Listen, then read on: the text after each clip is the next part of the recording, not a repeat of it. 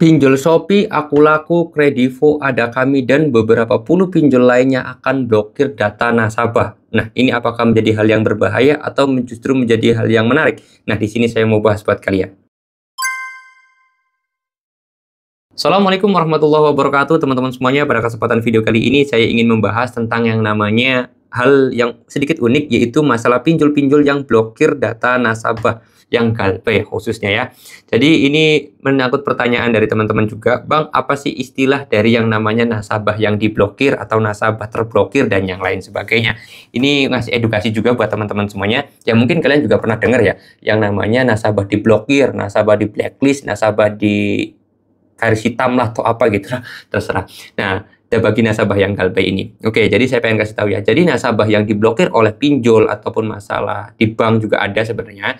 Itu adalah nasabah yang sudah tidak bisa lagi meminjam di pinjol tersebut. Kalau di pinjol ya. Contoh kecil kayak saya nih. Saya itu adalah orang nasabah atau orang yang diblokir oleh pinjol Akulaku. Jadi biasanya kenapa kok diblokir? Karena gini biasanya ya. Kita pernah melakukan pinjaman, saya lah contohnya. Saya pernah melakukan pinjaman di aplikasi Akulaku. Terus kemudian saya itu nggak bayar-bayar atau GalPay gampangannya dalam jangka 1 tahun. Terus kemudian saya itu melunasi hutang saya, bro, gitu kan. Nah, ketika saya GalPay ini, saya itu diblokir namanya oleh Akulaku, push, diblokir nama saya. Nah, ketika saya melunasi hutang saya hutang, katakanlah hutang saya lunas, lalu ketika saya minjem lagi di Akulaku, itu ditolak. Itu kemungkinan besar nama saya adalah nama yang diblokir oleh Akulaku. Jadi saya tuh nggak bisa minjem lagi di Akulaku. Tapi kalau saya minjem di Shopee, bisa nggak? Mungkin bisa, karena nama saya itu nggak diblokir oleh Shopee. Seperti itu ya teman-teman semuanya. Ya mungkin kalian juga pernah lah ya, atau mungkin dari kalian itu pasti ada yang pernah ngalamin, kalian pernah minjem di satu aplikasi, kalian udah ngelunasin di aplikasi tersebut. Terus tiba-tiba kalian mau ngajuin pinjaman lagi, tapi ditolak atau nggak diterima. Nah, itu biasanya nama kalian itu diblokir. Dulunya mungkin kalian pernah telat bayar atau pernah nunggak sampai berbulan-bulan. Itu bisa jadi nama kalian itu diblokir di pinjol tersebut. Seperti itu ya teman-teman ya. Ya oleh sebab itu, ya nggak apa-apa sih kalau namanya diblokir di pinjol tuh untung. Jadi kalian tuh nggak pernah minjol-minjol lagi. Lebih baik ya teman-teman semuanya bisa terlepas dari pinjol daripada kalian itu ketergantungan sama pinjol. Jadi ketika nama kita diblokir di pinjol, apakah bagus? Kalau kata saya sih ya bagus, biar kita nggak minjem lagi.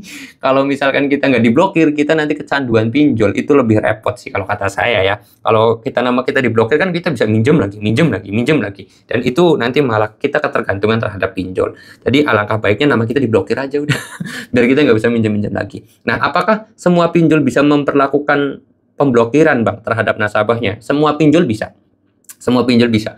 Ya, yang ada di OJK itu semua pinjol bisa melakukan pemblokiran terhadap nasabahnya karena pinjol tersebut menilai bahwa nasabah tersebut nanti kalau dipinjemin nggak bayar gitu. Makanya daripada ribet-ribet udah diblokir aja nih atas nama Hikam, udah diblokir aja. Nanti ribet nih orang, kalau dipinjemin juga percuma, nanti dia nggak mau bayar. Kayak gitu, daripada dipinjemin nanti nggak bayar, nanti perusahaan yang rugi, lebih baik diblokir.